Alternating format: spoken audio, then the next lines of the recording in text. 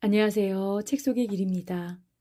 오늘 들려드릴 책은 너데니얼 호손의 좋은 글씨입니다. 그럼 책 속으로 들어가 볼까요? 제1장 감옥문. 우중충한 잿빛 옷에 잿빛 곶갈모자를 쓴 수염이 텁수룩한 남자들이 목조 건물 앞에 모여 있었다. 그리고 몇몇 아낙네들이 이들 사이에 섞여 있었다. 이 건물은 감옥이었다.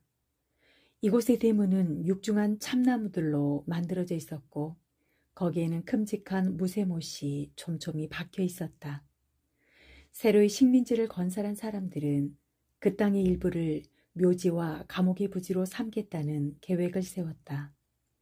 이 계획에 따라 보스턴을 세운 조상들은 콘힐 근처에 감옥을 지었고 그와 같은 시기에 아이작 존슨의 땅에 그의 무덤을 중심으로 묘지를 마련하였다. 그렇게 하여 훗날 존슨의 무덤은 킹스채플 묘지를 가득 채운 무덤들의 중심이 되었다. 보스턴시가 세워진 지도 어느덧 20년 가까이 되었다. 그동안 이 감옥도 갖은 풍상에 찌들어 낡고 음침한 느낌을 자아냈다. 참나무 대문에 붙어있는 녹슬고 묵직한 쇠붙이들은 이곳 신세계에 있는 그 어느 것보다도 예스러워 보였다. 죄악에 관련된 모든 것이 그렇듯 이 감옥도 젊고 화려한 시절이라고는 단 한 번도 누려본 적이 없는 듯했다. 감옥문 한쪽에는 들장미 덤불이 거의 문턱까지 자라나 있었다. 이 덤불은 마침 6월을 맞아 보석처럼 아름다운 꽃송이들로 뒤덮여 있었다. 어쩌면 이 꽃송이들은 감옥으로 들어가는 죄수들이나 처형받으러 끌려 나오는 죄수들에게 디자인의 깊은 마음을 대신하여 그 간 향기와 덧없는 아름다움을 베풀고 있는 것인지도 몰랐다. 사실 이 들장미 덤불은 기이한 인연으로 역사 속에 살아남은 것으로 알려져 있었다. 본래 덤불을 뒤덮으며 자라던 우람한 소나무들과 참나무들이 쓰러지고 나서 가까스로 살아남은 것일까? 아니면 누군가 말했듯 훗날 성자가 된 앤 허친슨이 감옥문으로 들어설 때 그 발자국을 따라 도단한 것일까? 그것은 정확히 알 수 없다. 다만 이제 막 이야기를 시작하려는 저 불길한 감옥 문턱에서 들장미들을 발견했으니 그 가운데 한 송이를 꺾어 독자 여러분들에게 선사하려고 한다. 아무쪼록 이 꽃 한 송이가 이야기 도중에 만나게 될지도 모를 향기로운 도덕의 꽃을 상징하기를, 그리고 인간의 연약함과 슬픔이 깃든 이야기의 어두운 결말에 조금이나마 위로가 되어주기를 바란다.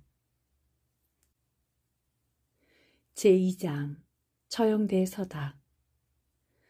지금으로부터 200년 전 어느 여름날 아침이었다.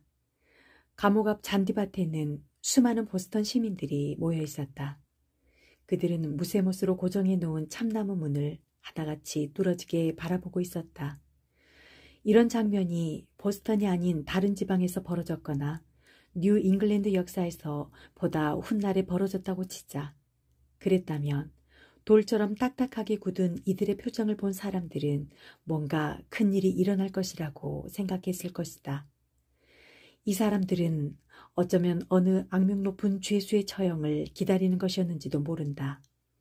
그리고 그 죄수에 대한 법정의 판결은 일반 사람들이 이미 감정적으로 내린 판단을 승인하는 것에 지나지 않을 수도 있었다.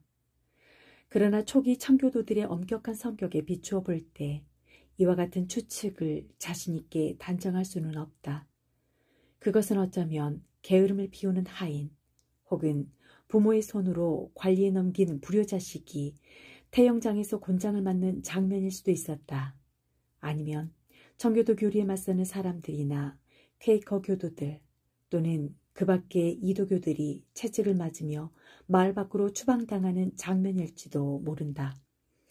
집 없이 떠돌아다니는 게으른 인디언이 백인들이 마시는 독한 술을 마시고는 거리에서 주정을 부리다가 매질을 당하며 숲속으로 쫓겨가는 것일 수도 있었다. 그것도 아니라면 어느 치안 판사의 미망인인 하빈슨 노파 같은 성미 고약한 마녀가 저 형태의 이슬로 사라지는 순간인지도. 어느 경위였건 간에 이곳에 모인 구경꾼들은 그 시대 사람들답게 한결같이 엄숙하였다. 그들은 종교와 법률을 똑같은 것으로 인식하였다. 따라서 백성들의 기강을 잡는 자리에서는 벌이 가볍든 무겁든 상관없이 모두가 두려워할 만큼 엄숙한 분위기가 감돌았다. 그래서 법을 어긴 자가 군중에게 동정을 구한다 해도 그는 차디찬 반응을 견뎌했을 것이다.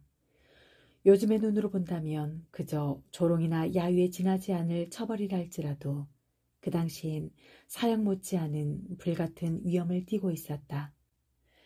이야기의 막이 오르는 그 여름날 아침, 구경꾼들 틈에 서 있는 몇몇 여자들은 곧 눈앞에 펼쳐질 형벌 집행에 비상한 관심을 보이고 있었다. 그 당시는 그다지 교양이 높은 시대가 아니었다. 그래서 패티코트나 치마가 둥글게 부풀어 오르도록 버팀살을 넣은 치마인 파딩게이를 차려입은 여자들이 아무렇지도 않은 듯 사람들 사이로 끼어드는가 하면 때로는 마구 비집고 들어서는 일도 마다하지 않았다. 여러분, 내 말 좀 들어봐요. 50대쯤 되어 보이는 억세게 생긴 아낙네가 입을 열었다. 헤스터 프린 같은 나쁜 계집은 우리처럼 나이도 지긋하고 교인으로서 떳떳한 사람들이 처리하지 않겠수? 만약 우리가 저 음흉한 계집에게 판결을 내린다면 판사들이 내린 그 정도의 처벌로 끝날 리가 없지. 어때요? 그렇지 않아요? 그러자 다른 여자들도 하나둘 말을 거들기 시작했다. 소문을 듣자하니 딤스데일 목사님은 자신의 교구에서 어떻게 그런 불미스러운 일이 일어나느냐며 굉장히 가슴 아파하신다는군요. 판사님들도 신앙심이 깊은 분들이겠지만 참 인정도 많지. 뭡니까? 헤스터프리는 달군 새로 이마에 낙인을 찍는 벌을 받아 마땅해요. 그래야 법이 무서운 줄을 알지요. 그 환양년이 가슴 한복판에다 무엇을 달았다고 해서 눈 하나 깜짝하겠어요? 보나마나 브로치 같은 것으로 그 자리를 가리고는 태연하게 나돌아다닐걸. 이 말에 어린아이의 손목을 잡은 젊은 여자가 부드러운 목소리로 말했다. 가슴에 달린 걸 아무리 열심히 가려본댔자 그 가슴 속의 괴로움은 가시지 않을 거예요. 그러자 그들 중에서도 가장 매정하게 생긴 여자가 외쳤다. 다들 가슴에 무슨 표지를 다느니 이마에 낙인을 찍느니 하는데 죄에다 가당치도 않은 말이에요. 저 여자는 우리 모두를 욕되게 했으니 마땅히 죽어야 해요. 아니, 저런 여자를 벌할 법률은 없답니까? 성경 말씀에도 있고 법전에도 엄연히 있는 걸 가지고. 그런데도 판사님들은 그 법률을 따르지 않았으니 자기 딸이나 부인이 잘못된 길에 들어서도 할 말이 없겠군요. 나 원참 아주머니도. 군중 가운데서 한 남자가 소리쳤다. 그래 부인네들은 교수대가 없이는 부덕조차도 지킬 수 없단 말입니까? 참으로 기가 막히는군요. 이제 좀 조용히들 하세요. 감옥문이 열리고 있어요. 곧 헤스터 프린이 나타날 겁니다. 마침내 감옥문이 안으로부터 활짝 열렸다. 그러더니 허리에 칼을 차고 왼손에 관장을 쥔 관리가 불쑥 나타났다. 그는 엄격하기 그지없는 청교도법을 자신의 험상궂은 얼굴과 행동으로 고스란히 보여주고 있었다. 그의 임무 역시 바로 그 법을 죄인에게 가차없이 적용하는 것이었다. 관리는 관장을 쥔 손을 휘두르며 다른 손으로는 젊은 여자의 어깨를 잡은 채 그녀를 앞으로 끌고 나왔다. 감옥 문턱에 이르자 젊은 여자는 강한 의지와 위험이 서린 몸짓으로 관리의 손을 뿌리쳤다. 그러고는 문 밖으로 당당하게 걸어 나왔다. 그녀의 품에는 태어난 지 석 달밖에 되지 않은 젖먹이가 안겨 있었다. 갓난아이는 쏟아지는 햇빛에 눈이 부신 듯 조그만 얼굴을 돌리며 눈을 깜빡거렸다. 지금껏 음침한 감방 안에서만 지내온 탓에 두 눈이 어둠에 익숙했던 것이다. 이 여자는 군중 앞에 몸이 드러나는 순간 충동적으로 아기를 꼭 끌어안았다. 그것은 가슴속에서 모성애가 솟아나서라기보다는 자신의 옷에 달린 징표를 감추어 보려는 요량에서 나온 행동이었다. 그러나 이내 그녀는 이미 드러난 지옥의 징표로 또 다른 지옥의 징표를 감추어봤자 소용이 없다는 사실을 깨달은 듯했다. 아기를 한쪽 팔에 안고 얼굴을 붉히면서도 부끄러운 기색이라고는 없이 의연한 미소를 머금고 사람들을 둘러보았다. 젊은 여자의 위돛 가슴 한복판에는 금실로 꼼꼼하게 술을 놓은 바탕에 선명한 주홍빛 헝겊으로 새긴 A가 달려 있었다. 이 글씨는 풍부한 예술적 상상력을 한껏 발휘하여 만든 것으로 그녀가 입고 있는 옷에 썩 잘 어울리는 장식적 효과를 내고 있었다. 그녀는 키가 컸으며 풍만한 자태가 더할 나위 없이 기품 있어 보였다. 칠흑같이 검고 풍성한 머리카락은 햇빛에 반사되어 반들거렸고 이목구비가 단정하고 살결이 눈부시게 희었다. 훤히 드러난 이마와 짙은 눈썹, 흑진주 같은 검은 눈동자는 매혹적인 느낌을 더했다. 또한 당시 정숙한 여성들에게서 찾아볼 수 있는 제법 귀부인다운 분위기를 풍기고 있었다. 헤스터 프린이 감옥에서 나온 이 순간만큼 그녀가 귀부인답게 보인 적은 없었다. 그녀를 잘 아는 사람들은 을에 그녀가 침울한 불행의 빛을 띠고 있으리라고 짐작했다. 그런데 오히려 그녀의 아름다움이 활짝 피어나고 불행이나 치욕이 후광으로 변한 것을 보자 놀라지 않을 수 없었다. 그러나 예리한 눈을 가진 사람이 있었다면 어딘가 괴로움이 서려 있다는 것을 알아차렸을 것이다. 더욱이 그녀가 이날을 위해 감옥 안에서 손수 지어 입은 터무니없을 정도로 화려한 옷은 그녀의 정신이 걷잡을 수 없는 자포자기 상태에 이르렀음을 말해주는 듯했다. 하지만 정작 사람들의 시선을 끈 것은 따로 있었다. 그것 때문에 그녀와 친하게 지내던 사람들마저 마치 그녀를 처음 보는 듯 눈을 크게 떴다. 그것은 바로 좋은 글씨였다. 그녀의 가슴 위에 찬란하게 수놓인 A 말이다. 좋은 글씨.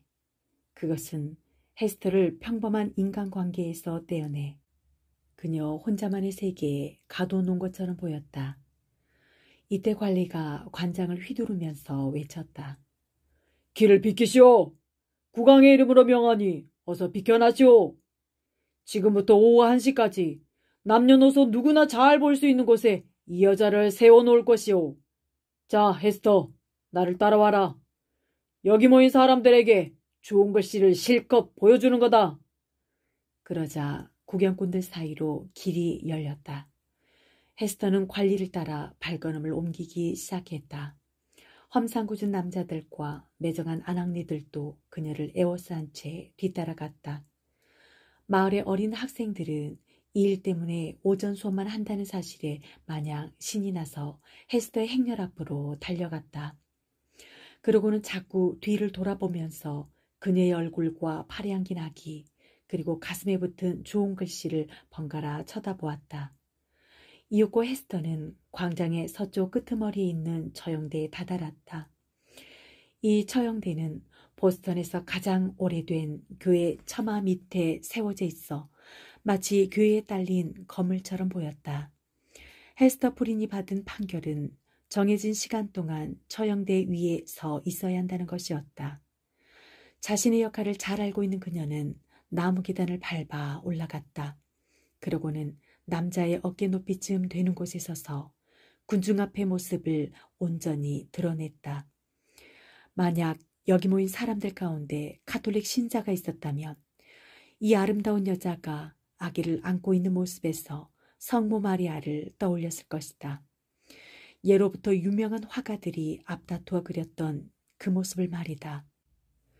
이 가엾은 죄인은 자신을 응시하는 수많은 시선에 중압감을 느끼며 여자로서 버틸 수 있는 온 힘을 다해 꿋꿋이 서 있었다.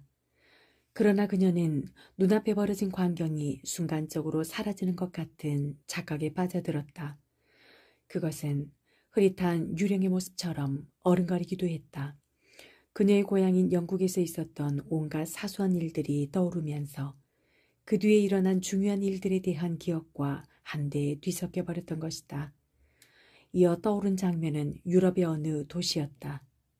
이곳에서는 새로운 생활이 그녀를 기다리고 있었다. 바로 볼품없고 이상하게 생긴 어느 학자와 인연을 맺는 일이었다. 그 학자는 얼굴이 창백하고 눈빛이 어두웠으며 한쪽 어깨가 치켜 올라가 있었다. 그런데 명색만 새로운 생활이었지. 실제로는 무너져가는 담장에 낀 푸른 이끼처럼 캐캐 묵은 것을 먹고 살아가는 생활과 다를 것이 없었다. 장면은 다시 바뀌어 청교도들이 엄한 눈초리로 헤스터 자신을 쏘아보고 있는 지저분한 광장이 되살아났다. 그녀는 가슴에 좋은 글씨를 달고 품에는 아기를 안은 채 처형대 위에 서 있었던 것이다. 마침내 그녀는 사람들의 싸늘한 눈길에서 주의를 돌릴 수 있었다. 군중 속에 서 있는 남자가 눈에 들어왔기 때문이다. 거기에는 원주민 옷차림을 한 인디언이 서 있었다. 하지만 그 당시에는 인디언들이 영국의 식민지에 곧잘 드나들었기 때문에 이런 상황에 한 사람쯤 나타났다고 해서 헤스터의 눈길을 끌 리는 없었다. 이 인디언의 곁에는 그와 함께 온 것으로 보이는 백인 남자가 문명인의 옷과 야만인의 옷이 뒤섞인 이상한 차림새로 서 있었다. 체구가 작달막한 이 남자는 얼굴에 주름이 잡혀 있었으나 아직 노인이라고는 볼 수 없었다. 그의 외모는 지적인 분위기를 풍겼다. 온갖 옷을 아무렇게나 걸쳐서 괴상한 모습을 감추려 애쓰고 있었지만 헤스터의 눈에는 한쪽 어깨가 다른 쪽 어깨보다 치켜 올라가 있는 것이 똑똑히 보였다. 그녀는 그의 야윈 얼굴과 약간 기형적인 모습을 알아본 순간 아기를 다시금 품 안으로 세게 끌어당겼다. 그 바람에 아기는 놀라 울음을 터뜨렸다. 사실 이 남자는 헤스터 프린의 눈에 띄기 얼마 전부터 그녀를 바라보고 있었다. 처음에는 그저 무심코 바라보는 듯했다. 그러다 그의 눈초리는 불현듯 무엇을 꿰뚫기라도 하듯 날카로워졌다. 마치 뱀 한 마리가 얼굴 위를 기어가다가 갑자기 멈추어 또아리를 튼 것 같은 인상이었다. 그는 격한 감정에 휩싸여 한순간 안색이 어두워졌으나 이내 평온을 되찾았다. 이 남자는 헤스터 프린의 시선이 자신에게 못 박혀 있는 것을 보고는 그녀가 자기를 알아보았다는 것을 눈치챘다. 그러자 천천히 집게 손가락을 들어 허공을 한번 휘저은 다음 입술에 갖다 댔다. 그는 옆에 서 있는 구경꾼의 어깨에 손을 얹으며 정중하게 말을 건넸다. 실례합니다만 저 여인은 누구인가요? 그리고 도대체 무슨 까닭으로 저렇게 사람들 앞에 끌려 나와 치욕을 당하고 있는 겁니까? 선생은 이 지방 사람이 아닌 모양이군요. 마을 사람은 이상하다는 듯 말을 걸어온 남자와 인디언을 번갈아 바라보며 대답했다. 이곳 사람이라면 헤스터 프린과 그녀의 부정한 행실에 관한 얘기를 벌써 들었을 텐데요. 저 여자가 신앙심 두터운 딤스데일 목사님의 교회에서 굉장히 추잡한 무리를 일으켰답니다. 그러자 남자가 말했다. 아, 그렇군요. 나는 이 지방의 사정을 전혀 모르는 사람입니다. 그동안 예기치 않게 바다와 육지를 떠돌며 온갖 불행한 일들을 겪어왔지요. 남쪽 인디언들한테 오랫동안 붙잡혀 있다가 겨우 몸값을 치르고는 이 인디언을 따라 여기까지 흘러들어온 겁니다. 그런데 이름이 헤스터 프린이라고 했던가요? 저 여자가 무슨 죄를 지었는지, 왜 저렇게 처형대까지 오르게 되었는지 좀 더 자세히 얘기해 주시겠습니까? 그러지요. 선생은 그토록 고생을 하다가 이제 이 나라로 오셨으니 얼마나 기쁘십니까? 이곳 거룩한 뉴잉글랜드에서는 부정한 짓을 저지르면 반드시 통치자들과 백성들이 보는 앞에서 처벌을 받게 되지요. 저 여자는 말입니다. 어느 학자의 부인이었답니다.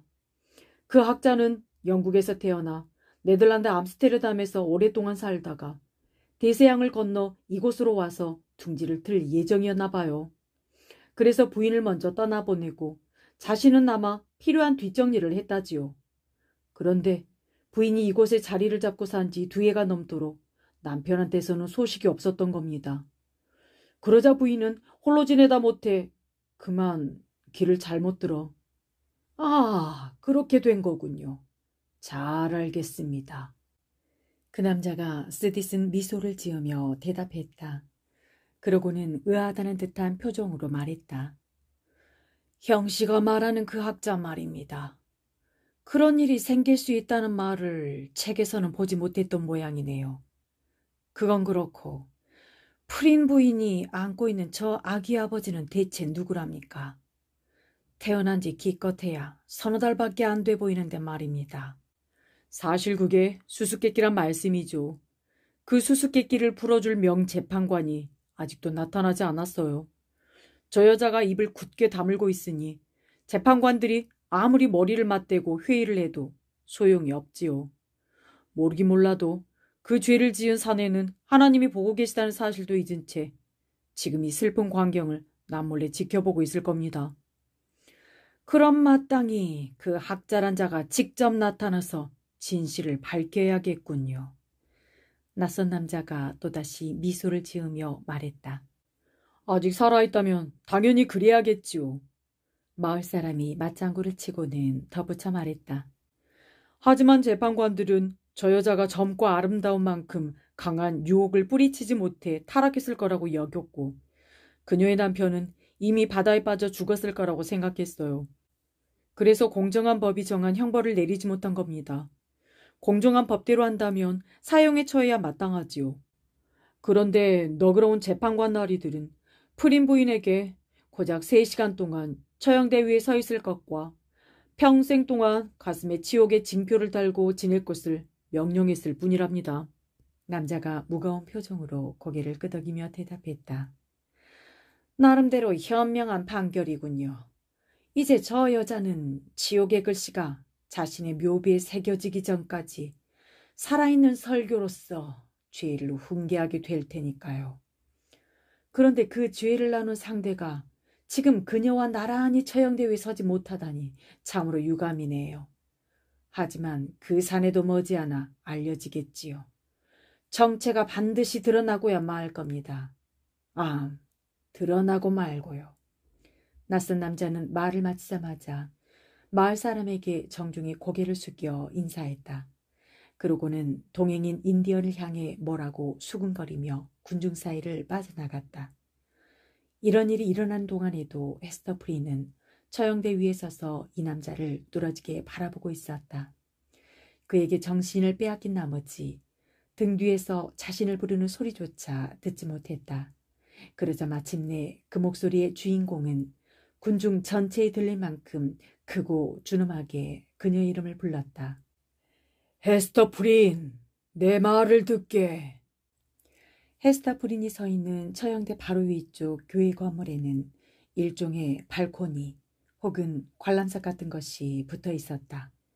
그곳에는 벨링엄 장관을 비롯한 지체 높은 사람들이 의자에 앉아 그녀를 지켜보고 있었다. 장관 바로 뒤에는 창을 든 근위병 4명이 둘러서 있었다. 벨링엄 장관은 검은 깃털이 달린 모자를 쓰고 아랫단에 수가 놓인 외투를 걸치고 있었으며 외투 속에 검은 벨벳 옷을 입고 있었다. 그는 나이가 지긋한 신사로 얼굴에 깊이 새겨진 주름살이 지난날 갖은 고초를 겪었다는 사실을 말해주고 있었다. 그는 이 공동 사회의 지도자로서 부족한 것이 없었다. 그의 곁에 앉아있는 사람들의 모습에도 위험이 깃들어 있었다. 헤스터를 불러 주의를 끈 목소리의 주인공은 존 윌슨 목사였다.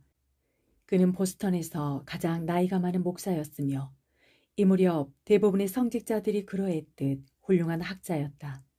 또한 성품이 친절하고 다정했다. 윌슨 목사가 헤스터에게 말을 건넸다. 헤스터 프린, 자네는 여기 있는 젊은 형제의 설교를 이미 여러 차례 들었겠지. 나는 자네의 문제를 놓고 이 사람과 토론을 벌였다네. 그러면서 목사는 자신의 곁에 서 있는 젊은이의 어깨에 한 손을 얹었다. 나는 이 형제에게 그대가 지은 추악한 죄를 다스려달라고 부탁했다네. 하나님이 굽어보고 계신 이 자리에서 또한 현명하고 공정한 통치자들과 백성들 앞에서 말일세.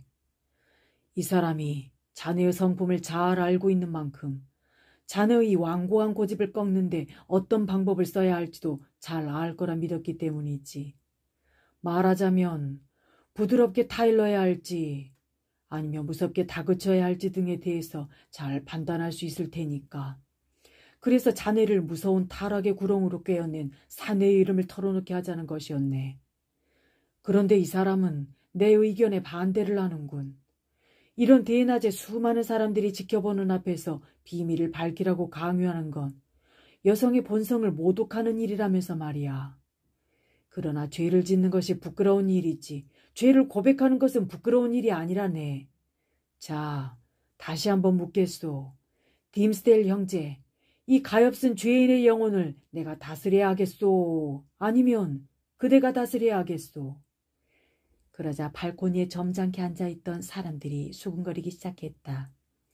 벨링엄 장관은 젊은 목사에게 부드러우면서도 권위가 담긴 목소리로 그들의 대화 내용을 전했다. 그가 말했다. 딤스데일 목사, 이 여인의 영혼에 대한 책임은 당신에게 있소. 그러므로 그녀를 타일러 회개하게 하고 그 증거와 결과로 죄를 고백하도록 하는 것은 당신이 마땅히 할 일이외다. 그의 단도직입적인 말에 군중의 시선은 곧바로 딤스데일 목사에게 쏠렸다. 아서 딤스데일 목사는 영국의 명문대학 출신으로 그 당시 여러 학문 분야를 섭렵한 뒤 이 고장에 자리 잡은 사람이었다. 그의 유창한 말솜씨와 열정적인 신앙심은 두각을 나타내어 그에게는 성직자로서의 밝은 앞날이 보장되어 있었다. 그는 외모에서도 뚜렷한 특징을 나타냈다. 희고 높은 이마는 깎아세운 듯 반듯했고 큼직한 갈색 눈은 우울해 보였다. 입술은 굳게 다물고 있지 않으면 늘 떨리는 듯해서 예민하면서도 자제력 강한 성품을 드러내고 있었다. 그러나 어딘지 모르게 불안하고 겁먹은 것처럼 보이기도 했다. 혼자 조용히 있을 때만 마음을 놓을 것 같은 표정이랄까. 그는 직책이 허락하는 한 틈틈이 그늘진 숲길을 산책했는데 그곳에서는 항상 해맑은 어린아이처럼 행동했다. 그러다 사람들 앞에 서면 고결한 사상과 천사 같은 목소리로 사람들에게 깊은 감동을 주는 것이었다. 딤스데일 목사는 마치 기도를 올리듯 잠시 고개를 숙이고는 앞으로 걸어 나왔다. 그는 발코니 난간 위로 허리를 굽히고 헤스터의 눈을 지그시 내려다보면서 말을 시작했다. 헤스터 프린, 그대는 이분의 말씀을 들었으니 내가 진 책임이 무엇인지 알 것이요. 그대가 마음의 평화를 위하여 필요하다고 느낀다면, 그리고 이 세상에서 받은 형벌이 구원을 얻는 데 도움이 된다고 믿는다면 부디 그대와 함께 죄를 저지르고 함께 고통받고 있는 사나이의 이름을 밝히시오. 그자에 대한 그릇된 동정심 때문에 침묵을 지켜서는 안 됩니다. 헤스터, 비록 그 사나이가 고귀한 자리에서 내려와 지옥의 처형대 위 바로 그대 곁에 서게 될지라도 평생 동안 마음의 죄를 감추고 사는 것보다는 나을 것이오. 침묵을 고집한다고 해서 그에게 무슨 도움이 되겠소. 그것은 이미 저지른 죄에다 위선을 더할 뿐이요. 지금 그대의 입술에 내밀어져 있는 잔은 비록 입에는 쓰지만 영혼에는 이로운 것이오. 그러나 그대는 그것을 그 사나이에게 건네주지 않으려 하고 있소. 그자에게는 그 잔을 선뜻 받아들 용기조차 없을지 모르겠지만 말이오. 젊은 목사의 목소리는 떨리는 듯 달콤하면서도 우렁차게 그리고 엄숙하게 띄엄띄엄 끊어져 나왔다. 그 말이 전하는 뜻보다는 거기서 풍겨나오는 목사의 감정이 곧바로 군중의 심금을 울렸다. 그의 말을 듣던 모든 이들의 가슴 속에서는 같은 동정심이 샘솟았다. 헤스터 품에 안긴 아기마저도 감동을 받은 듯 보였다. 아기는 흐릿했던 눈망울을 딤스데일 목사 쪽으로 돌리고는 무어라 옹알거리며 조그만 두 팔을 내뻗었다. 목사의 호소는 너무나 간절했다. 그래서 사람들은 헤스터 프린이 죄 지은 자의 이름을 밝히거나 아니면 그 사나이 자신이 견딜 수 없는 힘에 이끌려 스스로 처형대 위에 올라설 수밖에 없을 것이라고 생각했다. 그러나 헤스터는 고개를 내저었다. 헤스터 프린, 하나님이 베푸시는 자비에도 한계가 있는 법일세. 윌슨 목사가 한층 거친 목소리로 외쳤다. 그 어린아이까지도 방금 들은 충고의 말이 옳다며 소리를 냈거늘 자네는 어찌하여 이름을 대지 않는가? 그자의 이름을 밝히고 회개를 하게. 그러면 우리는 자네의 가슴에서 그 좋은 글씨를 떼어줄 수도 있네. 천만의 말씀입니다. 헤스터 프린은 윌슨 목사가 아닌 딤스데일 목사의 수심 어린 눈을 쳐다보며 대답했다. 이 글씨는 너무나 깊이 새겨져 있어 떼어버릴 수가 없습니다. 저는 제 자신의 괴로움은 물론이고 이분의 괴로움까지도 짊어지고 싶습니다. 어서 말해라, 헤스터! 처형대를 에워싼 사람들 사이에서 누군가가 분노에 찬 목소리로 소리쳤다. 어서 이름을 대서 자식에게 아비를 찾아주도록 해라. 절대로 말하지 않겠어요. 헤스터는 죽은 사람처럼 얼굴이 창백하게 변하더니 자신의 귀에 몹시 익숙한 그 목소리에 대답했다.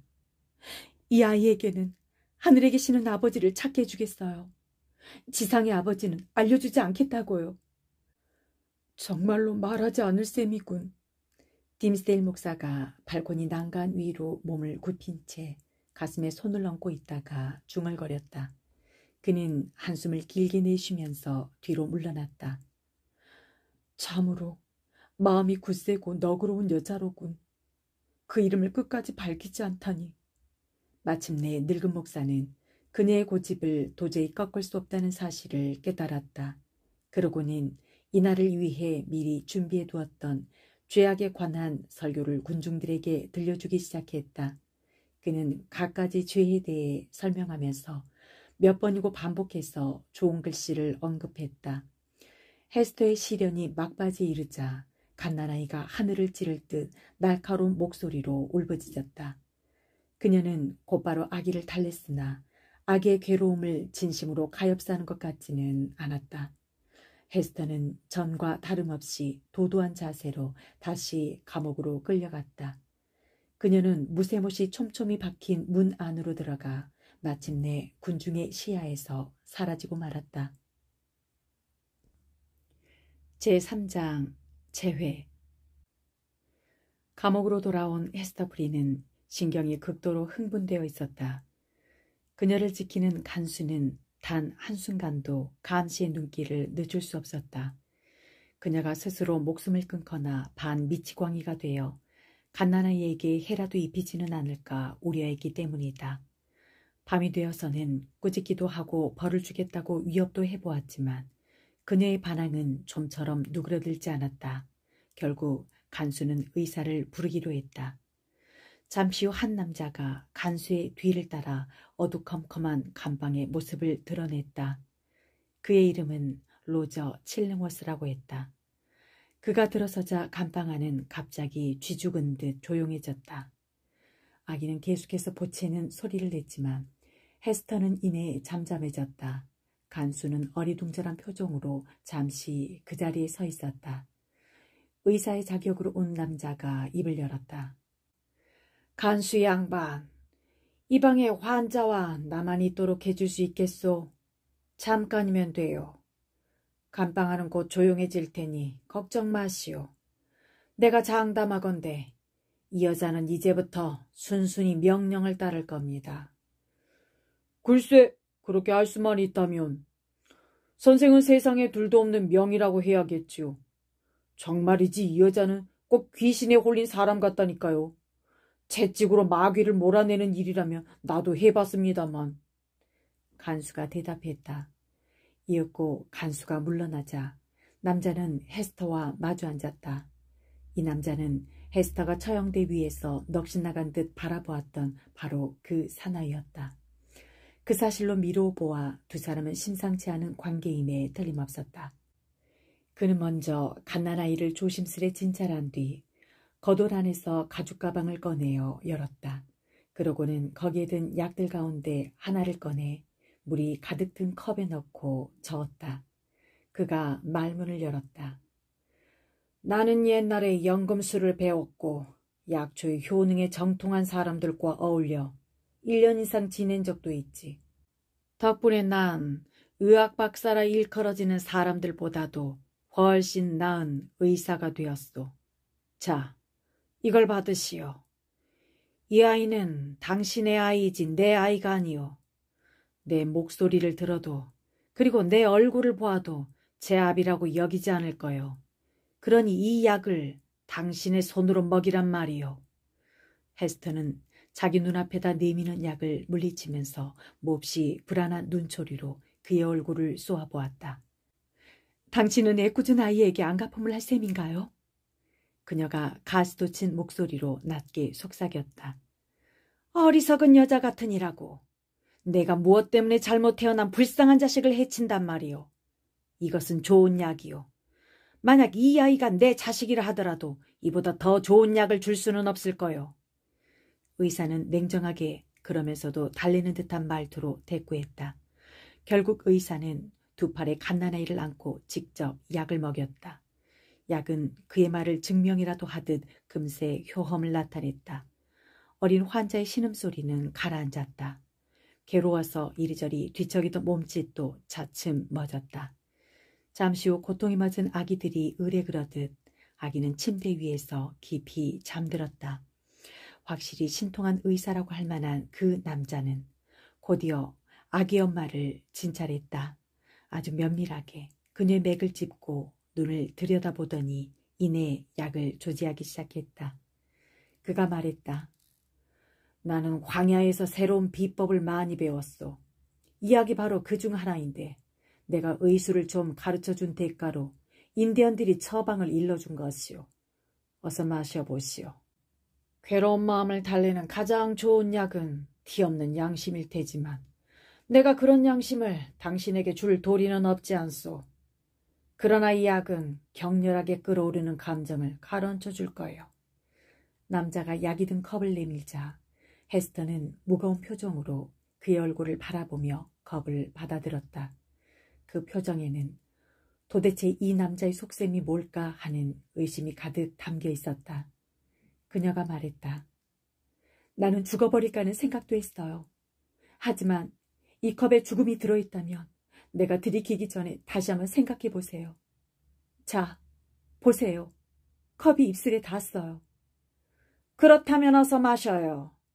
그는 변함없이 냉정하고 침착하게 대답했다. 헤스터 프린, 나를 그렇게도 모른단 말이요. 내가 그처럼 생각이 좁아 보이요.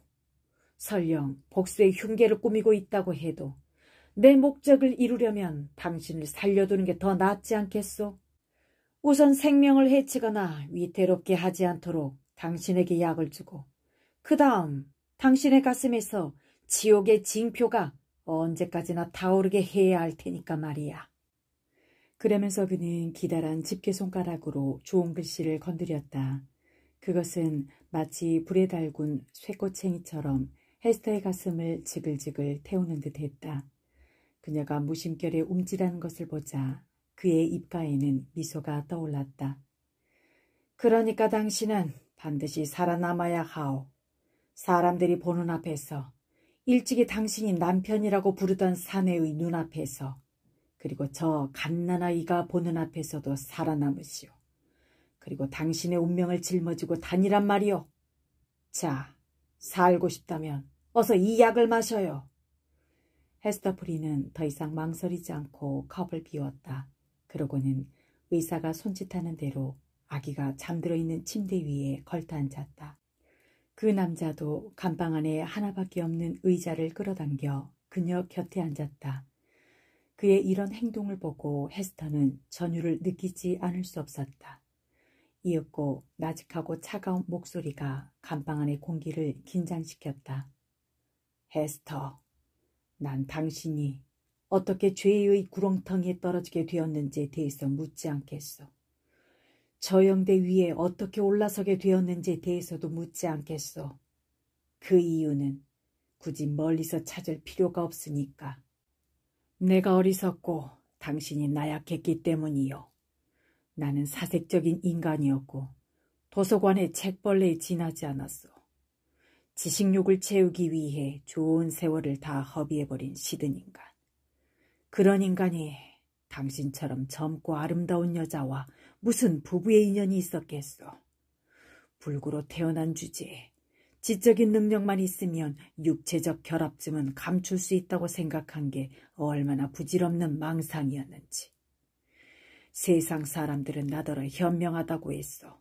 하지만 현명한 사람이 자신의 일에도 현명하다며 진작에 이런 일을 예견할 수 있었으련만. 헤스터가 말했다. 당신도 아시다시피 난 당신한테 솔직했어요. 나는 당신에게 단 한 번도 사랑을 느낀 적이 없었고 사랑하는 척한 적도 없었어요. 그가 대꾸했다. 맞는 말이요. 모두 내가 어리석었던 탓이요. 그건 내가 이미 말했잖소. 하지만 그 무렵까지 난 인생을 헛되이 살고 있었소. 세상은 참으로 재미가 없었소.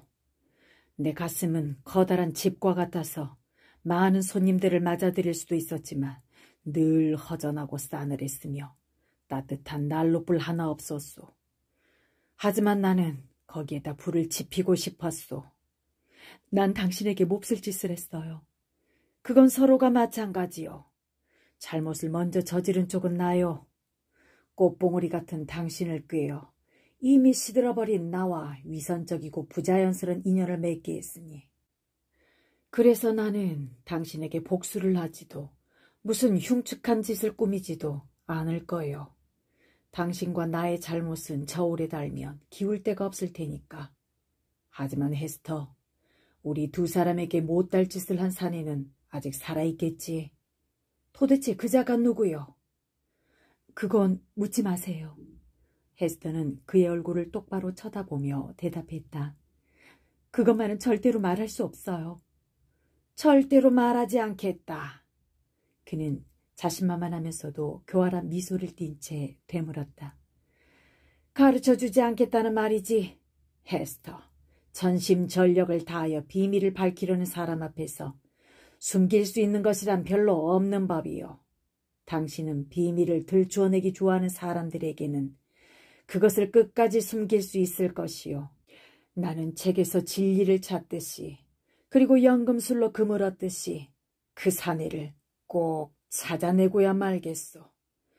조만간 그 자는 반드시 내 소나귀에 들어오고야 말 거요. 다만 한 가지, 내 아내였던 당신에게 일러둘 것이 있어. 그는 말을 이어갔다. 당신은 정부의 비밀을 지금껏 지켜왔소. 그러니 마찬가지로 내 비밀도 지켜주시오. 이 지방에서는 아무도 나를 모르오. 누구한테도 당신이 일찍인 나를 남편이라고 불렀다는 사실을 밝히지 말기를 바라오. 부디 나를 배반하지 마시오. 어째서 그런 걸 원하나요? 무엇 때문에 당신은 사람들 앞에 당장 신부를 밝히고 나를 내치지 않나요? 헤스터는 이 은밀한 관계를 생각하고는 자신도 모르게 몸을 떨며 물었다. 어쩌면 부정한 계집의 남편에게 닥칠 굴욕을 당하기 싫어서겠지. 또 다른 사정이 있을지도 모르지만 어쨌거나 내 소원은 그저 남 모르게 살다가 죽는 것이요. 누구보다도 당신의 정부에겐 절대로 비밀을 밝혀서는 안 돼요. 분명히 말해두겠소. 만약 그것을 어기는 날에는 무사하지 못할 것이오. 그자의 명예나 지위, 목숨은 모두 내 손에 달려있어. 그 점을 명심하시오. 그분과의 비밀을 지키듯 당신과의 비밀도 지키겠어요. 그럼 맹세하시오. 그가 말하자 그녀는 굳게 맹세를 했다. 제4장 바느질하는 여인. 마침내 헤스터 프린의 감옥살이 기한이 끝났다. 감옥문이 활짝 열리자 헤스터는 햇빛 속으로 걸어 나왔다. 햇빛은 땅 위에 있는 어느 것 하나도 가리지 않고 골고루 비춰주고 있었다. 하지만 그녀의 병들고 아픈 마음에는 햇빛이 오직 가슴에 달린 좋은 글씨를 환히 밝히려고 내리쬐는 것처럼 느껴졌다. 그녀는 처음으로 간수 없이 홀로 감옥문을 걸어 나온 지금이 그 어느 때보다 뼈저리게 괴로운지도 모른다. 혼자가 된 이 순간 헤스터의 일상은 비로소 시작되었다. 그녀는 이제 타고난 힘으로 삶의 무게를 감당해 나가든가 아니면 그 밑에 깔려 쓰러지든가 둘 중 하나를 택할 수밖에 없었다. 현재의 슬픔을 이기려고 미래로부터 힘을 빌려올 수도 없었다. 내일이 되면 또 내일의 시련이 그녀에게 닥쳐올 것이다. 고제 변두리에 조그만 오두막집 한 채가 있었다. 이 집은 식민지 개척 초기에 지어진 것이었다. 그런데 주변의 땅이 워낙 척박해서 농사를 짓기 어려워 결국 버려졌다. 마을과 멀리 떨어져 있어 사람들의 발길도 닿지 않았다. 바닷가에 자리 잡은 이 오두막집은 앙상한 나무들이 자란 언덕을 바라보고 있었다. 헤스터는 여전히 자신에 대한 감시를 늦추지 않는 체험판사들에게 허가를 얻어 아기를 데리고 이 집에 보금자리를 꾸몄다. 헤스터의 신세는 찾아오는 친구 하나 없이 외로웠다. 하지만 그리 궁색하지는 않았다. 일찍이 한 가지 재주를 타고난 덕분에 한창 자라나는 아이와 자신의 끼니 정도는 충분히 마련할 수 있었기 때문이다.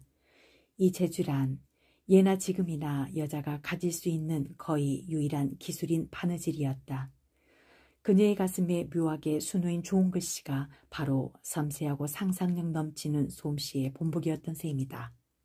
사실 이 고장에서는 대부분의 사람들이 청교도풍의 단조로운 검은색 옷을 입었지만 간혹 그녀의 화려한 솜씨를 필요로 하는 일도 있었다. 특히 목사나 관료들의 취임식과 같이 새 정부가 국민들을 상대로 여는 여러 행사가 그러했다. 이런 공식 행사들은 정책적으로 웅장하고 화려하게 꾸미도록 되어 있었다. 높다란 깃이며 공들여 만든 띠, 화려하게 수놓은 장갑 등등이 모두 권세 높은 관료들에게는 필요한 모양이었다. 사치금지법이 있긴 했지만 지위가 높거나 돈이 많은 사람들에게는 문제가 되지 않았다. 장례식을 위해서도 시신에 입힐 수의나 유가족들의 슬픔을 나타내는 문양이 새겨진 헝겊 등을 마련하려고 헤스터의 손길을 찾는 주문이 종종 들어왔다. 또한 당시에는 아기들에게도 의식용 예복을 입혔기 때문에 그녀는 아기 옷을 만드는 일로도 수입을 얻을 수 있었다. 이렇게 하여 헤스터가 만든 수혜품은 요즘 흔히 말하는 유행이 되어갔다. 그녀가 솜씨를 발휘한 흔적은 장관의 옷깃에도 나타나 있었고 목사의 허리띠에도 옷소매에도 아기 작은 모자에도 나타나 있었다. 심지어 죽은 사람의 관에도 들어가서 곰팡이가 피고 썩어갔다.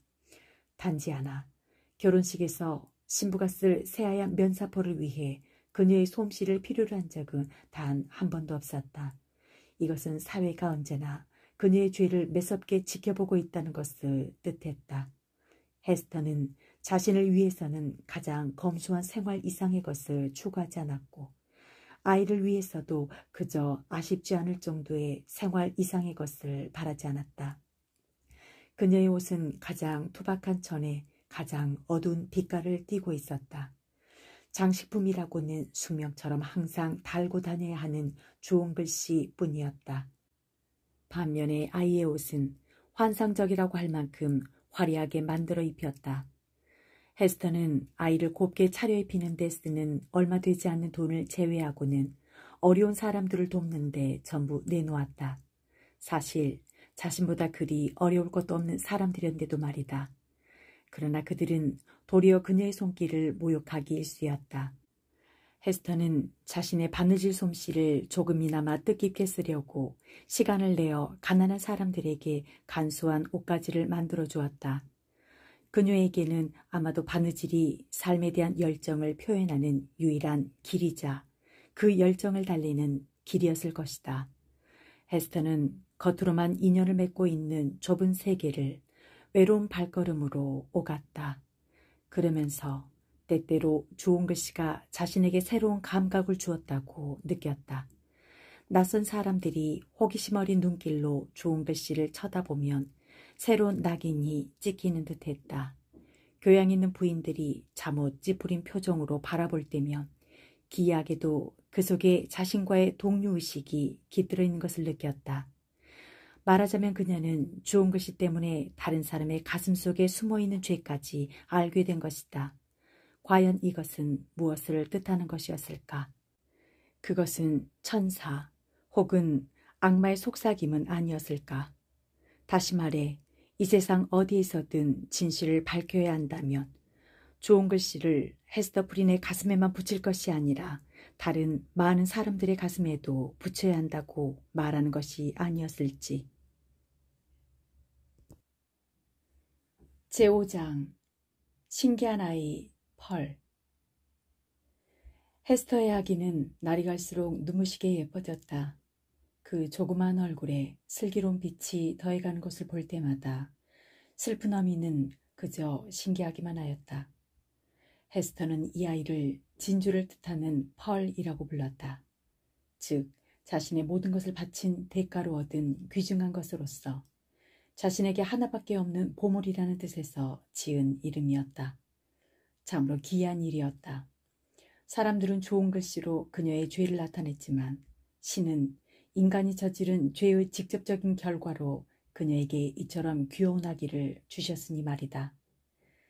그러나 헤스터는 자신이 저지른 잘못을 잘 알고 있었기에 그 결과가 좋으리라고 기대할 수 없었다. 그녀는 자라나는 아이를 살펴보면서 혹시나 그에게 자신의 죄를 닮은 어둡고 거친 면이 숨어있지는 않을까 하고 날마다 마음을 졸였다. 육체적으로는 확실히 아무런 결점도 없었다. 완전한 몸매며 활달한 기운, 발다리를 자연스럽게 놀리는 모습으로 보아 이 아이는 에덴 동산에 태어나도 모자랄 것이 없었다. 게다가 우아함까지 타거나 아무리 소박한 옷을 입어도 예쁘기만 했다. 그러나 펄은 결코 촌스러운 옷을 입지는 않았다. 헤스터는 구할 수 있는 가장 좋은 옷감을 사서 상상력을 한껏 발휘해 옷을 지어 입혔다.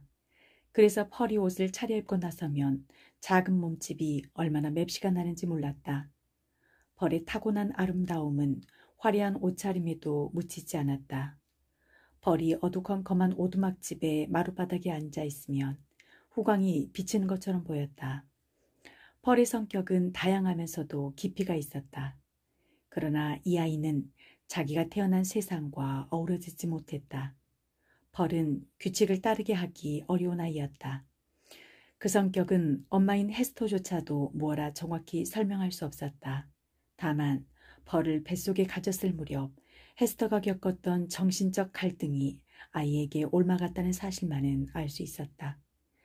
자신 안의 도살인 거칠고 변덕스러우며 반항적인 기질과 먹구름과도 같은 우울과 절망의 분위기까지도 아이에게서 발견할 수 있었던 것이다.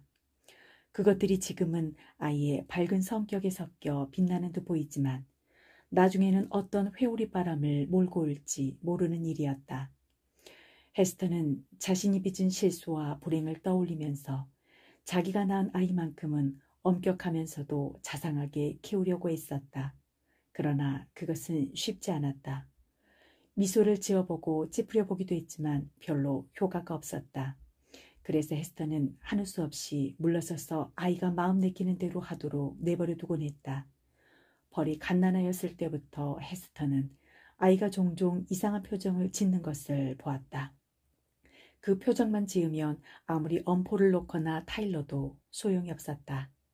그 표정은 아주 총명해 보이면서도 때로는 고집세고 심술궂어 보였지만 대체로는 발랄하고 쾌활해서 종잡을 수가 없었다.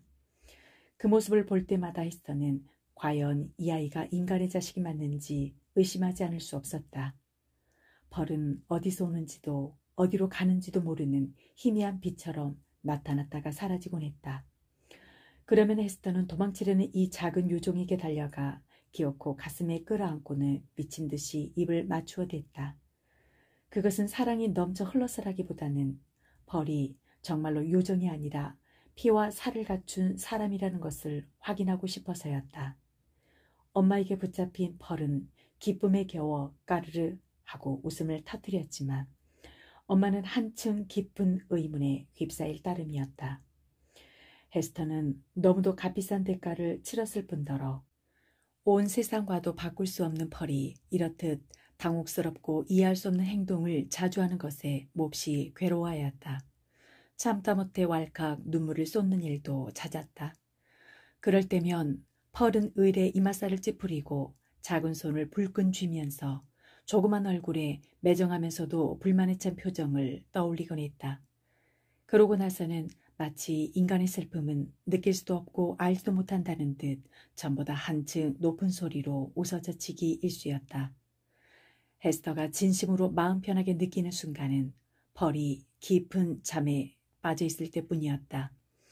아이가 잠들면 비로소 자신의 아이라는 확신이 들었다. 그래서 몇 시간 동안 쓸쓸하지만 아늑하고 달콤한 행복에 잠기는 것이었다. 펄이 눈을 살며시 뜨고 심술궂은 표정을 내비치며 깨어날 때까지는 말이다. 어느덧 펄은 엄마의 품에서 벗어나 사람들과 어울릴 수 있는 나이가 되었다. 새소리처럼 맑은 펄의 목소리가 왁자지껄 떠드는 아이들의 목소리와 뒤섞이는 것을 들었다면 헤스터는 얼마나 행복했을까.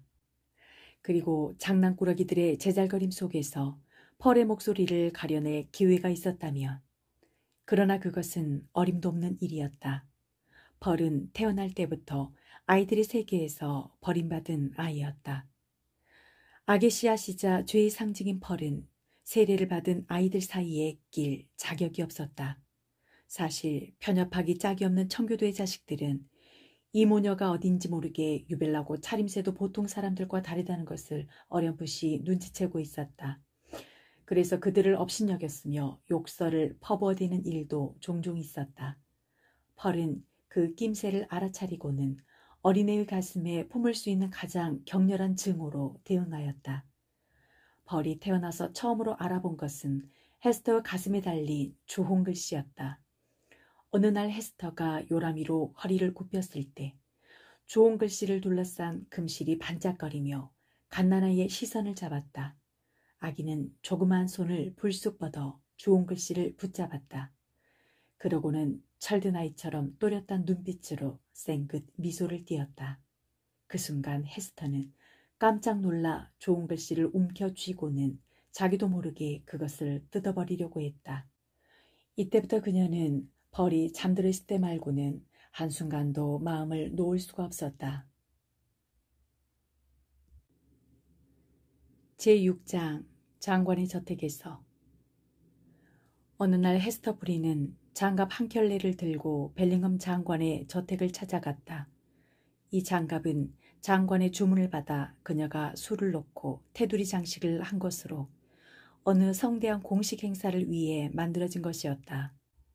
사실 헤스터에게는 장갑을 전해주는 것보다 훨씬 더 중요한 다른 목적이 있었다. 힘있는 몇몇 사람들이 헤스터한테서 펄을 빼앗아갈 계획을 세우고 있다는 소문이 들려왔던 것이다. 그들 가운데서도 벨링엄 장관이 가장 적극적으로 이런 계획을 추진하고 있다고 알려져 있었다. 헤스터는 몹시 근심 어린 마음으로 오두막집을 나섰다. 물론 펄도 함께였다. 이즈음 펄은 엄마를 따라 사뿐사뿐 뛰어다닐 만큼 자라 있었다. 펄은 아침부터 해질 무렵까지 쉴 새 없이 몸을 움직였기에 그보다 먼 길이라도 갈 수 있었다. 헤스터는 상상력을 한껏 발휘해 펄의 옷에 장식을 했다. 진홍빛 벨벳 옷에다 독특한 금빛 문양을 수놓았다. 만약 혈색이 좋지 않은 아이가 이 옷을 입었다면 강렬한 옷 빛깔 때문에 얼굴이 초췌하고 창백해 보였을 터였다. 하지만 펄의 미모에는 더없이 잘 어울려 아이는 마치 대지 위에서 춤추는 작은 불꽃 같아 보였다. 모녀는 이내 마을에 다다랐다. 그러자 모여 놀던 아이들이 그들을 쳐다보면서 진지한 표정으로 찌그려댔다. 얘들아, 저기 좀 봐라. 주홍 글씨를 단 여자가 지나간다. 그리고 주홍 글씨와 똑같은 게 그 옆을 따라가고 있어. 자, 우리 저것들한테 진흙이나 던져줄까? 이 말을 들은 펄은 얼굴을 잔뜩 찌푸리고 두 발을 동동 구르며 위협하는 신용을 했다. 그러더니 아이들이 모인 곳으로 와락 뛰어들어 아이들을 모두 쫓아버렸다. 이윽고 모녀는 벨링엄 장관의 저택에 도착했다. 그 집은 커다란 목조 가옥으로 유서 깊은 마을이라면 지금도 남아있을 전통적인 주택 양식이었다. 벽은 유리가루가 듬뿍 섞인 일종의 장식 벽돌로 덮여 있었다. 그래서 건물 정면으로 햇빛이 비스듬히 내리비치면 벽은 마치 다이아몬드를 흩뿌린 듯 반짝거렸다. 헤스터는 대문에 매달린 쇠망치를 들어 문을 두드렸다.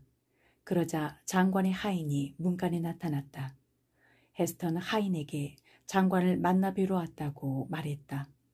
하인은 그녀의 당당한 태도와 가슴에 달린 화려한 문양을 보고는 그 지방의 귀부인이라 짐작했는지 그녀와 펄을 들여보내 주었다. 두 사람은 현관 안에 홀로 들어섰다. 벽에는 벨링엄 가문의 조상을 그린 초상화가 줄지어 걸려 있었다. 그 중에는 가슴에 갑옷을 입은 사람도 있었고 주름깃이 달린 평상복을 입은 사람도 있었다. 이 초상화들은 옛날 초상화가 의례 풍기게 마련인 딱딱하고 엄숙한 분위기를 띠고 있었다. 그래서 세상을 떠난 귀인들의 얼굴이라기보다는 망령들 같아 보였다. 그 얼굴들은 살아있는 사람들의 생활이며 즐거움을 호되게 꾸짖는 듯한 눈초리로 바라보고 있었다. 벽에 댄 참나무 널빤지 한복판에는 갑옷 한 벌이 걸려 있었다. 이 갑옷은 조상들의 유물이 아니라 최근에 만들어진 것이었다. 벨링엄 장관이 뉴 잉글랜드로 이주해 오던 해에 런던의 유능한 갑옷 제조자가 만든 갑옷이었다. 강철로 된 투구, 가슴과 목과 정강이에 각각 입는 갑옷, 그리고 장갑과 칼이 연달아 매달려 있었다. 이것들은 하나같이 반짝반짝 빛나고 있었는데 그 중에서도 가슴에 입는 갑옷과 투구는 특별히 잘 손질되어 마룻바닥을 은빛으로 환히 비추었다. 이 빛나는 갑옷은 단순한 장식물이 아니었다. 장관이 엄숙한 사열을 할 때나 연병장에 나설 때 차려입었던 것으로 특히 피코드 전쟁 때는 연대의 선두에 서서 빛을 발했던 갑옷이었다. 벨링엄 장관은 원래 법률가가 되려고 법학을 공부한 사람이었다. 그런데 새로운 식민지를 이끄는 임무를 맡으면서 정치가이자 군인으로 활동하게 되었던 것이다. 잠시 후 정원의 새끼를 따라 서너 사람이 집 쪽으로 다가오는 소리가 들렸다. 펄은 자신을 달래는 엄마의 말에는 조금도 아랑곳하지 않고 사납게 고함을 질렀다. 그런데 갑자기 입을 다물었다. 엄마의 말을 따라야겠다고 생각했기 때문이 아니었다. 낯선 사람들이 나타나자 펄의 예리하고도 재빠른 호기심이 고개를 들었기 때문이다. 벨링엄 장관이 몇몇 손님들을 이끌고 걸어오고 있었다. 장관은 집에서 입는 느슨한 겉옷에다 헐고운 모자차림을 하고 있었다. 그는 손님들에게 자신의 정원과 집을 자랑삼아 보여주면서 앞으로 어떻게 바꿔나갈지에 대한 계획을 장황하게 설명하고 있었다. 희끗희끗한 턱수염 밑에는 널따란 주름깃이 있어서 그 위에 솟은 머리는 마치 큰 쟁반에 얹어놓은 세례 요한의 머리처럼 보였다. 벨링엄 장관의 어깨너머로 윌슨 목사가 보였으며 연이어 다른 손님들이 뒤따라왔다. 그중 한 사람은 아서 딤스데일 목사로서 앞서 헤스터 프린이 처형대 위에 서 있던 장면에서 마지못해 한 역할을 맡았던 바로 그 사람이다. 목사는 최근 목회 일에 몰두하느라 몸을 돌보지 않은 탓에 건강이 몹시 악화돼 있었다. 딤스데일 목사 곁에 바짝 붙어서 오는 사람은 의술의 조예가 깊은 로저 칠링워스였다. 그가 이곳에 온 지도 어느새 두세 해가 지나갔다. 그 사이 그는 딤스데일 목사와 매우 가까운 사이로 알려졌다. 벨링엄 장관은 계단을 한두 걸음 올라가다가 큰 홀의 창문을 열어 젖혔다. 그 순간 그는 눈앞에 서 있는 펄을 발견했다. 헤스터 프린의 모습은 겉눈의 그림자에 가려 잘 보이지 않았다. 장관은 갑자기 나타난 주홍빛 옷차림의 아이를 보고 흠칫 놀라며 물었다. 이게 누구지? 이런 모습은 제임스 왕 시절, 그러니까 내가 한창 영화를 누리던 때 이후로 처음 보는군. 그때 난 궁전 가면 무도회에 참석한 걸 굉장한 영광으로 생각했지. 그런데 저런 손님이 어떻게 여기에 들어왔을꼬? 그러자 마음씨 착한 윌슨 목사가 큰 소리로 맞장구를 치며 말했다. 아, 정말 그렇군요. 무슨 새이기에 깃털이 이리도 빨갛담. 아가야, 넌 누구냐? 내 어머니는 어째서 이렇게 이상한 옷을 입혀주었니? 너도 예수 그리스도를 믿는 집 아이냐? 응? 그렇지. 교리문답을 외울 줄 아느냐? 그렇지 않다면 장난꾸러기 어린 악마나 요정이 아니냐? 그러자 요정 같은 주홍빛 아이가 대답했다. 난 우리 엄마 딸이에요. 내 이름은 펄이고요. 펄이라. 그보다는 홍옥이나 산호가 낫겠다. 그것도 아니라면 빨간 장미가 어울리겠는걸. 늙은 목사는 이렇게 말하며 펄의 뺨을 쓰다듬으려고 손을 내밀었다. 하지만 펄은 세차게 도리질을 하며 뒷걸음질을 쳤다. 그래, 엄마는 지금 어디 계시냐? 오, 알겠다. 그는 벨링엄 장관에게 고개를 돌려 나지막이 속삭였다. 이 아이가 방금 우리가 의논하던 바로 그 아이입니다. 그 어민 헤스터 프린도 여기 있군요. 장관은 유리문을 거쳐 홀 안으로 들어섰고 손님 3사람도 뒤따라 들어왔다. 장관은 좋은 글씨를 단 여인을 아주 준엄한 시선으로 뚫어지게 바라보며 말했다. 헤스터 프린, 우리는 최근 자녀에 관한 문제로 여러 차례 신중히 의논을 했네. 즉, 우리와 같이 권위와 영향력을 지닌 사람들이 저 아이의 영혼을 세상의 유혹에 걸려 넘어진 자에게 맡기는 것이 과연 양심적인 일인가 하는 것이었네. 아이의 어머니로서 자네가 대답을 해보게. 저 아이가 자네의 품을 벗어나 좀 더 수수한 옷을 입고 엄격한 교육을 받으며 커가는 것이 좋지 않겠나? 그러는 편이 아이의 행복을 위해서도 도움이 되지 않을까? 이런 뜻에서 자네가 아이를 위해 할 수 있는 일이 대체 무엇인가? 저는 이것에서 배운 것을 펄에게 가르쳐 줄 것입니다. 헤스터 프린이 가슴에 있는 좋은 글씨에 손을 얹으며 대답했다. 이 사람아, 그건 자네의 치욕을 표시한 걸세. 우리가 자네의 아이를 남에게 맡기려는 것도 바로 그 때문이네. 좋은 글씨의 더러움에 아이가 물들진 않을까 염려해서란 말일세. 장관이 준엄하게 말했다. 하지만 이 징표는 저에게 가르쳐 주었습니다. 날마다, 그리고 바로 이 순간에도 가르쳐 주고 있고요. 저 자신에게는 조금도 도움이 되지 않겠지만 제 아이를 더욱 똑똑하고 훌륭하게 키울 교훈을 말입니다. 그녀는 얼굴이 점점 창백해지면서도 침착하게 대답했다. 우리가 앞으로 어떤 조치를 취할지 신중히 생각해 봅시다. 윌슨 목사님께 부탁드립니다. 이 아이를 잘 살펴보시고 그 나이에 맞는 기독교 교육을 받았는지 좀 알아봐 주십시오. 벨링엄 장관이 말했다. 늙은 목사는 안락의자에 앉아서 펄을 두 무릎 사이로 끌어당겨 안으려 했다. 그러나 엄마 말고는 누구에게서도 따뜻한 손길을 받아본 적이 없던 펄은 잽싸게 그 자리를 피했다. 그리고는 열린 창밖으로 달아나 계단 위로 올라섰다. 그 모습은 마치 금방이라도 날아오르려는 붉은 새 같았다. 윌슨 목사는 아이의 당돌한 태도에 적잖이 놀란 듯했다.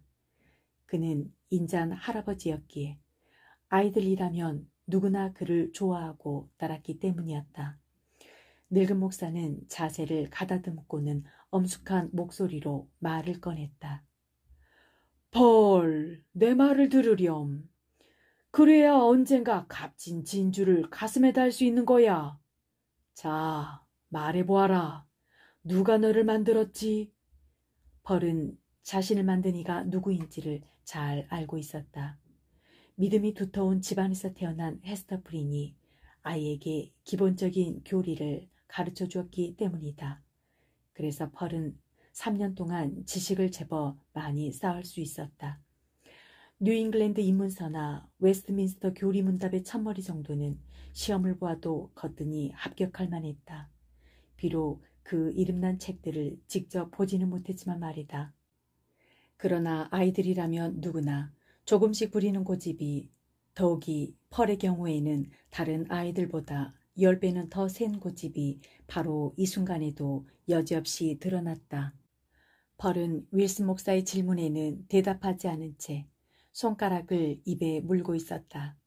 그러다 마침내 말하기를 자기는 누가 만들어낸 것이 아니라 엄마가 감옥문 앞에 나 있는 들장미단불에서 꺾고 왔다고 말했다. 이런 엉뚱한 생각이 떠오른 것은 아마 펄이 창문 밖에 서 있을 때 붉은 장미가 가까이 있었기 때문일 것이다. 아니면 이곳으로 오는 길에 보았던 감옥문 앞의 장미단불이 생각나서 그랬는지도 모른다. 로저 칠링워스는 얼굴 가득히 미소를 띠며 젊은 목사의 귀에다 대고 뭐라고 속삭였다. 헤스터 프리는 전 남편의 모습이 크게 달라진 것을 알아보고는 깜짝 놀랐다. 그는 참으로 보기 흉했다. 원래 거무스름했던 얼굴이 어찌나 더 어두워졌던지, 또 몸은 얼마나 더 뒤틀려 있던지. 그녀는 한순간 그와 시선이 마주쳤으나 곧 눈앞에 벌어지는 광경에 주의를 기울였다. 장관은 펄의 대답에 놀라 눈이 휘둥그레졌다. 하지만 이내 마음을 가라앉히고는 큰 소리로 말했다. 허허, 이거 참 딱한 노릇이군. 3살이나 되었는데도 누가 저를 만들었는지 모르다니. 이 아이는 자신의 영혼에 대해서는 물론 현재의 타락에 대해서도 앞날의 운명에 대해서도 전혀 알 리가 없어. 여러분, 더 이상 물어볼 필요가 없을 것 같군요. 헤스터는 펄을 데려와 품에 안았다. 그러고는 매서운 눈길로 늙은 청교도 장관을 마주 바라보았다. 세상에서 버림받은 외로운 그녀에게 위로를 줄 사람이라고는 오직 펄 하나뿐이었다. 그녀는 온 세상을 상대해서도 절대로 아이를 빼앗기지 않을 권리가 자신에게 있다고 믿고 있었다. 그래서 목숨을 바쳐서라도 그 권리를 지켜야겠다고 결심했다. 그녀는 마침내 부르짖었다. 이 아이는 하나님이 저한테 주셨어요. 하나님은 당신들이 저에게서 빼앗아간 것들을 보상해 주시려고 이 아이를 주신 겁니다. 이 아이는 제 행복이에요. 또한 괴로움이기도 하고요. 펄이 있어서 저는 이 세상에서 살아나갈 수 있습니다. 펄은 제게 벌도 줍니다. 모르시겠어요? 이 아이는 제가 유일하게 사랑하는, 그래서 제 죄를 벌하는 엄청난 힘을 지닌 좋은 글씨와 같다는 것을 말이에요. 하늘이 무너져도 아이를 빼앗길 수는 없습니다. 그럴 바에야 차라리 제가 먼저 죽어버리겠어요. 불쌍한 여인이로고 아이는 잘 돌봐주겠네. 자네가 할 수 있는 것보다도 훨씬 더 극진하게 말이야. 인정 많은 늙은 목사가 말했다. 그러자 헤스터는 거의 비명에 가깝게 목청을 돋워 말했다. 이 아이는 하나님이 제게 맡겨주신 겁니다. 저는 펄만은 절대로 내놓지 않겠어요. 그녀는 문득 무슨 충동을 느꼈는지 지금껏 눈길 한번 주지 않던 딤스델 목사 쪽으로 고개를 돌렸다. 그녀가 외쳤다. 목사님이 저를 위해 말씀 좀 해주세요. 당신은 저의 목사님이었고 제 영혼을 맡았던 분이잖아요. 그러니 저분들보다는 저를 잘 아실 테지요. 전 이해를 내놓지 못하겠어요. 목사님만은 제 심정이 어떨지 아실 겁니다. 어미의 권리가 무엇인지, 가진 것이라고는 오직 자식 하나와 좋은 글씨밖에 없을 때 그 어미의 권리가 얼마나 강해지는지도 아실 거예요. 이 점을 부디 헤아려 주세요. 전 이 아이만은 절대로 내놓지 못해요. 헤스터 프리는 미친 듯 격렬하게 호소했다. 그러자 젊은 목사는 파랗게 질린 얼굴로 가슴에 손을 얹은 채 앞으로 나섰다. 이런 행동은 유난히 예민한 그의 신경이 극도로 흥분할 때마다 나오는 버릇이었다. 그는 헤스터가 군중 앞에서 치욕을 당하는 자리에 있었을 때보다도 더욱 근심어리고 수척해 보였다. 이 부인의 말에는 진실이 담겨 있습니다. 젊은 목사는 마침내 상냥하면서도 떨리는 목소리로 말문을 열었다. 크고 맑은 목소리가 홀 안에 울려 퍼졌다. 헤스터가 하는 말에도 그리고 그녀의 가슴에 사무치는 감정에도 진실이 담겨 있습니다. 하나님은 이 여인에게 아이를 주셨고 아이의 성질이나 요구에 대한 본능적인 지혜도 함께 주셨습니다. 이것은 다른 누구도 가질 수 없는 것입니다. 더구나 이 어미와 아이는 지극히 신성한 유대로 맺어져 있지 않습니까? 어째서 그렇소, 딤셀 목사? 장관이 그의 말을 가로막았다. 그 말뜻을 좀 더 분명하게 밝혀주시오. 젊은 목사가 말을 이었다. 그것은 틀림없는 사실입니다. 만약 그렇지 않다고 한다면 인류를 창조하신 하늘의 아버지가 죄를 가벼이 여긴 셈이 될 뿐더러 속된 욕정과 신성한 사랑 사이에 아무런 구별도 지어놓지 않은 셈이 되고 말 것입니다. 아비의 죄와 어미의 치욕이 낳은 이 아이는 하나님이 손수 내려주셨습니다. 어미에게 여러모로 영향을 주시려고 말이지요. 이 아이는 어머니에게 유일한 축복입니다. 물론 죄를 벌하기 위해 주어진 것이기도 합니다. 그 벌은 그녀가 뜻하지 않은 순간에도 느끼게 마련인 고통일 것입니다. 그래서 그녀는 아이의 옷에도 그런 생각을 나타낸 것이 아닐까요? 역시 옳은 말씀이요. 나는 저 여인이 제 자식을 광대로 만들려는 생각밖에 못하는 줄 알았구려. 윌슨 목사가 크게 외쳤다. 아닙니다. 그렇지 않습니다. 딤스데일 목사가 계속해서 말했다. 헤스터 프리는 하나님이 이 아이를 통해 엄숙한 기적을 행하셨음을 잘 깨닫고 있을 겁니다. 그리고 그 은혜는 무엇보다도 어머니의 영혼을 살리고 나아가서는 더 깊은 죄의 구렁텅이에서 그녀를 보호하려는 뜻으로 베풀어졌다는 걸 느끼겠지요. 그러므로 이 가엾고 죄 많은 여인에게는 불멸의 영혼인 아이, 영원한 기쁨과 슬픔이 될 수 있는 이 아이를 맡기는 것이 좋겠습니다. 그러면 그녀는 아이를 키우면서 자신의 타락을 잊지 않게 되고 아이를 가르쳐 천국으로 이끌면 그 아이 역시 어머니를 천국으로 이끈다는 것을 배울 것입니다. 따라서 우리는 헤스터 프린을 위해서나 가엾은 아이를 위해서 하나님이 뜻을 두신 곳에 그들을 둬야 할 것입니다. 목사님은 이상할 정도로 열심히 말하는군요. 로저 칠링워스가 젊은 목사를 향해 씩 웃으며 말했다. 지금 젊은 형제가 한 말에는 중요한 뜻이 담겨 있어요. 윌슨 목사가 말하고는 벨링엄 장관에게 물었다. 장관, 어떻습니까? 이 불쌍한 여인을 잘 변호하지 않았습니까? 정말 그렇군요. 그럼 딤스데일 목사의 의견에 따라서 우선 이 문제는 지금 상태 그대로 두도록 합시다. 이 여인이 더 이상 추문을 일으키지 않으나 말이오. 하지만 아이가 교리문답 시험은 보도록 해야지요. 윌슨 목사님과 딤스데일 목사가 상의해서 수고해 주십시오. 또한 적당한 시기가 되면 아이를 학교에 보내고 예배 모임에도 참석하도록 해야 합니다. 장관이 대답했다. 딤스데일 목사는 말을 마치자마자 사람들이 있는 곳에서 몇 걸음 물러났다. 그러고는 묵직한 커튼 자락 뒤에 얼굴을 반쯤 가리고 섰다. 햇빛을 받아 마룻바닥에 들이운 그의 그림자는 열띤 호소의 여운으로 떨리고 있었다. 이때 엉뚱한 꼬마 요정 펄은 목사에게 살그머니 다가가 그의 손을 꼭 움켜쥐더니 거기에 자신의 뺨을 갖다 댔다. 그 모습이 어찌나 다정하고 얌전했던지 헤스터는 아이를 지켜보다가 혼잣말로 이렇게 중얼거렸다. 저 애가 정말 나의 펄이란 말인가?